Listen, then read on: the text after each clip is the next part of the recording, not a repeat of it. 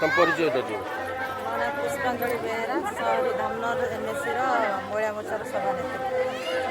आज जो गाँ गाँ बुलुच कौन देखुच कौन परिस्थिति देखुच बीजेपी बीजेपी बहुत परिस्थिति भल अच्छी आग अपेक्षा एथर परिवर्तन हवा दरकार सरकार को मोदी सरकार दरकार एथर सब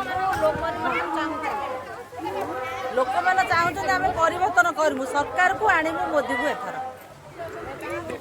धामनगर निर्वाचन मंडल सूर्यवंशी सूरज विधायक प्रति कौन तांकर कौन परिस्थिति तांकर परिस्थिति बहुत भल अच्छी आउ दीटा प्रार्थी आमर भल परिस्थिति अच्छी आम भी डोर टू डोर बुलुचु सब वार्ड वाइज वार्ड किंतु भल परिस्थिति अच्छी आगामी दिन में बहुत भल हम रेजल्ट भी भल हम।